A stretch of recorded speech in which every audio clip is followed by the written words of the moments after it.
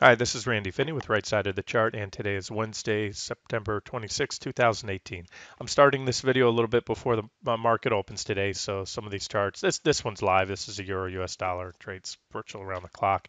But the most important thing today, I just want to go over a few things to watch, but most importantly is the FOMC meeting that's out.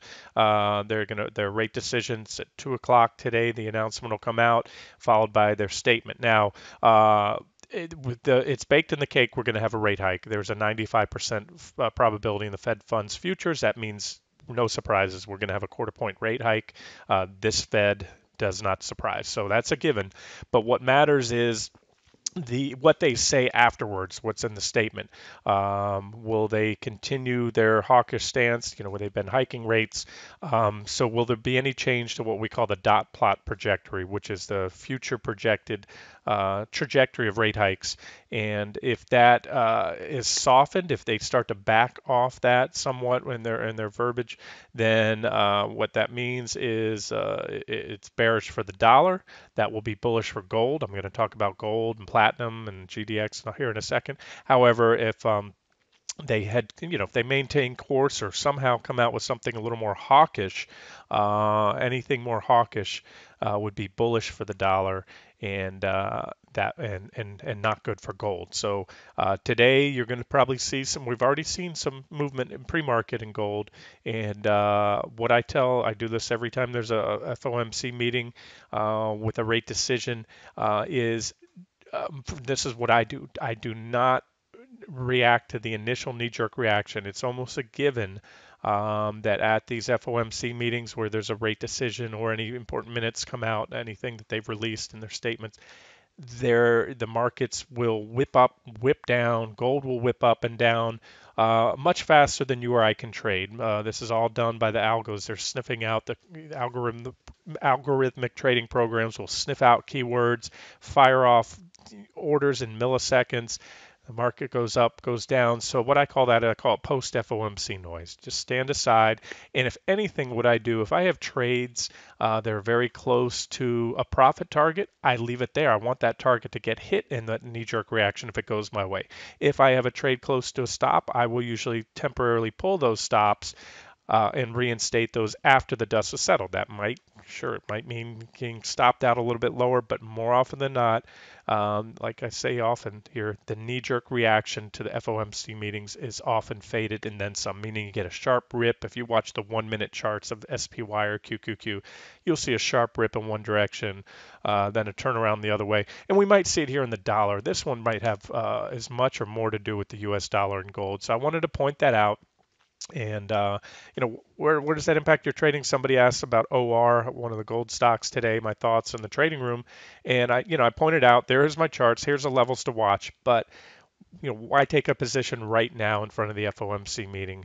Sure, gold could pop and it could also drop.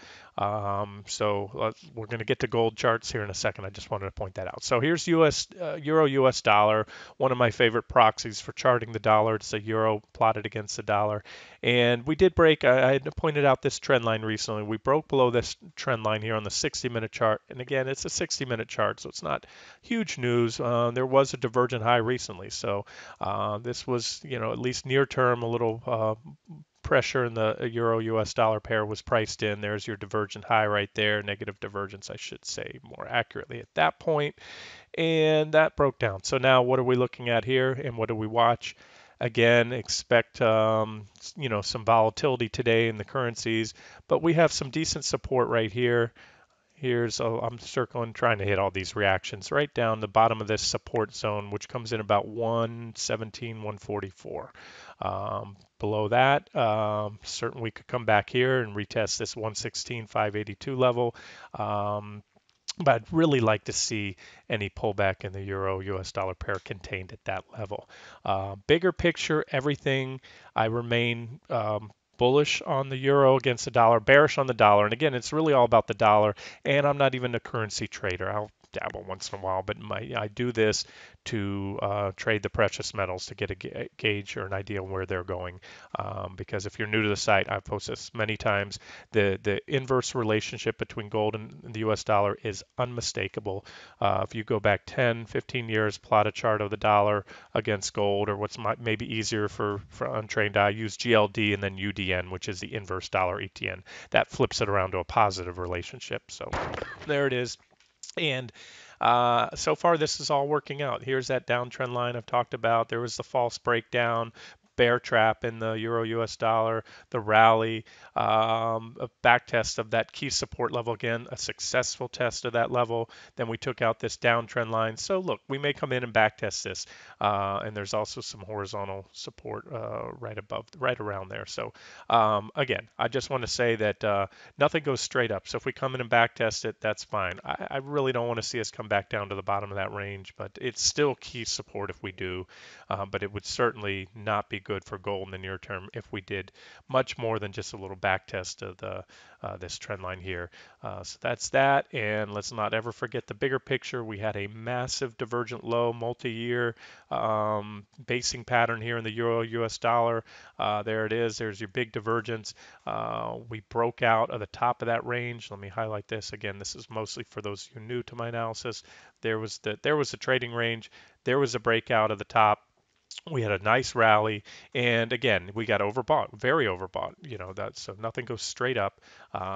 It's securities, it's like a rubber band. You can stretch that rubber band so much, you have to come back, and that's what happened. So that also set up, which was identified at the time, in if I can get the right lines going here, in a nice uptrend with divergence at the high. The uptrend broke, the uptrend line, I should say, and we corrected. And that's just natural, healthy price action, in my opinion. We came back in and we back tested the lower end of the top of that trading range right there, or I should say the support zone. It was a former resistance zone, these two levels right here.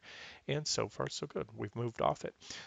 Peak PO is turned up on the weekly time frame. That's a good sign. You can see a bullish crossover right there with the PPO turning up. So we're coming off near oversold levels, and if it's a bull trend, that's fine. We don't have to hit the 30 level all the way. Usually, sometimes you reverse just shy of it.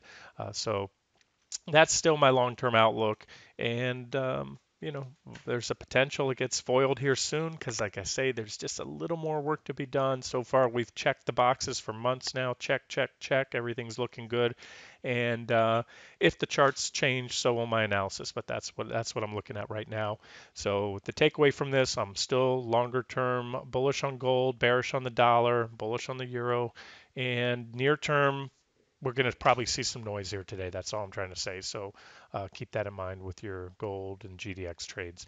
All right, let's look at gold real quick. And this is just amazing. I mean, there's market forces, there's things going on. I don't know if it's China. Everyone's highlighted, a lot of people have highlighted the tight correlation between the yuan and the US dollar. I'm sorry, and gold. And now, so gold's been held back, and what I mean by that, I'll show you in a second. Gold, I never added that as an official trade idea. I'm trading I have two proxies for the, bearish call on the U.S. dollar trade, two official trades, and that's GDX, which is doing well. We're profitable on that, and platinum, we're also profitable on that.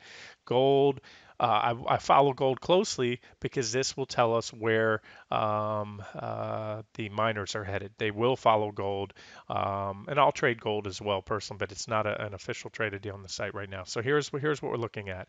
This 1213 level, it's a key level. Gold has just not been able to take it out with conviction. There were a lot of reactions here, very well-defined support. That support broke. It didn't just break and have gold limp down through. It was an impulsive sell-off when it broke. That helps to validate that as an important level. We had a strong rally back up, and so a brief momentum-fueled overshoot, I call that. That's normal. Fell back down. And since then, we've been testing it. So, like I said, support once broken becomes resistance. There's been a few brief pops above there, but nothing impulsive, nothing sustained. So 1213, and this is gold futures, symbol GC. You can get this chart on for a free real-time streaming quotes on investing.com. If you have Thinkorswim, they provide you quotes on GC as well. You have to use the / sign in front of GC, and it'll give you a quote there. And other brokers have it as well, Interactive Brokers, whoever you're using. All right, so that's it. And until this happens, this is, what I said. We're in this trading range, and I'll tell you, it's powerful. We've been trading now for quite a while, many weeks, I should say, under this level. This is a sideways trading range. This is building energy. If we get the upside break, I think it'll be very powerful. But anything can happen and may happen today after the FOMC meeting. You can see I have two minor support lines right here and here. We need to watch those two. Um, let's not make it much more of it now. And again, we'll know what happens with the dollar after the FOMC meeting, and not so much today into this afternoon. But let's let the dust settle, see what happens tomorrow, and into the end of the week and possibly beyond there. So that's it. It's somewhat a crapshoot. I can't tell you. I still favor longer term that and intermediate term that bullish scenario on gold, bearish on the U.S. dollar, but we might get some noise today and some chop.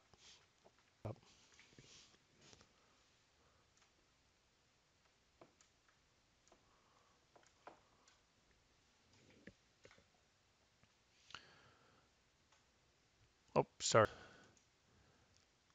Went to check something, left the monitor or the recording going here. All right, let's look at, here was what I was trying to do is pull up crude. Markets now open.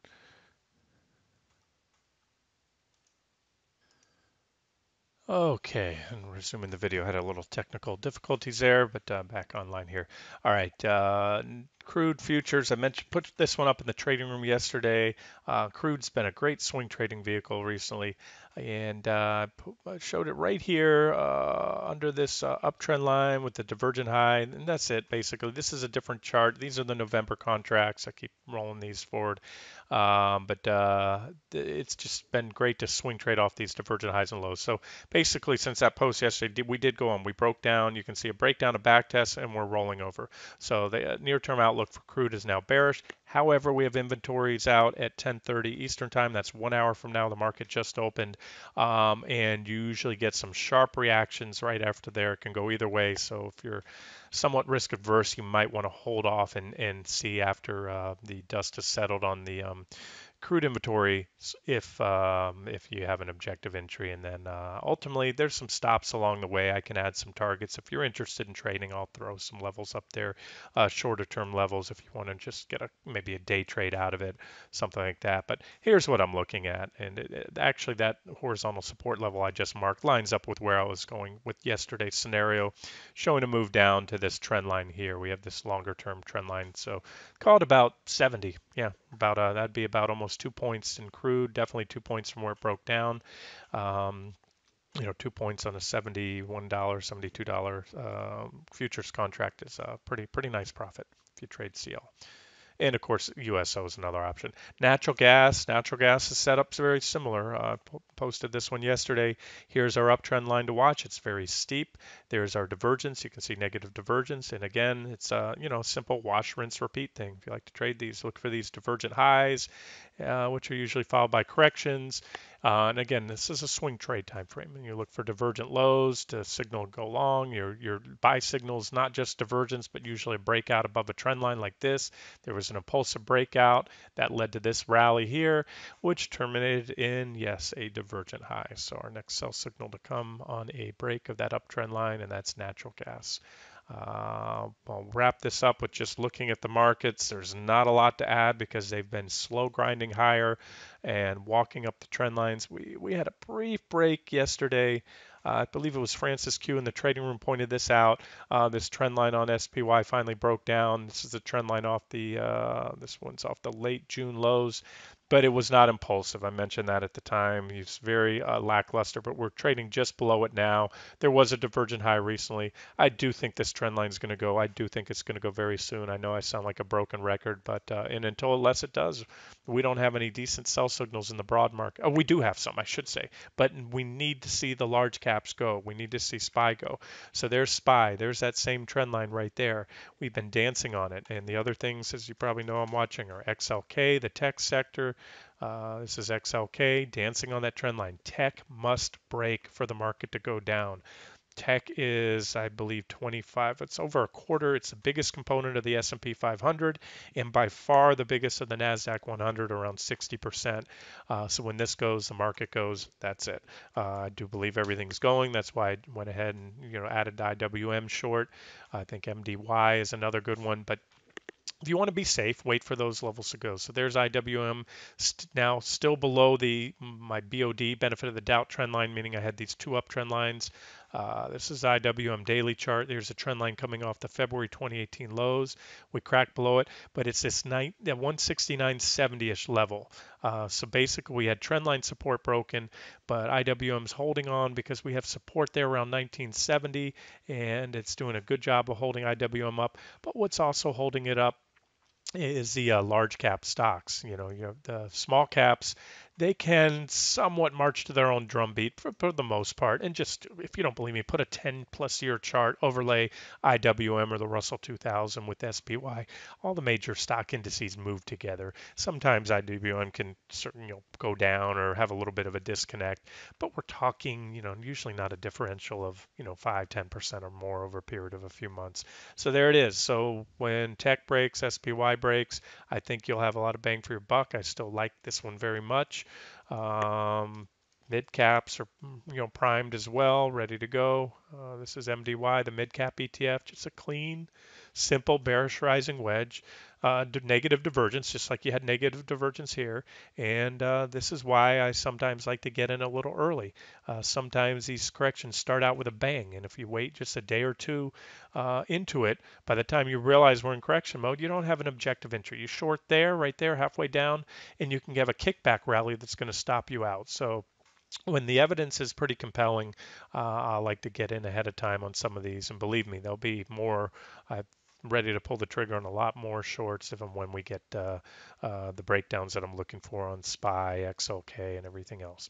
Let's wrap it up here. Again, just expect a little noise after the FOMC meeting, and then we'll just go from there. I'll do an update later today or tomorrow morning. This has been Randy Finney with Right Side of the Chart. Hope you enjoyed it.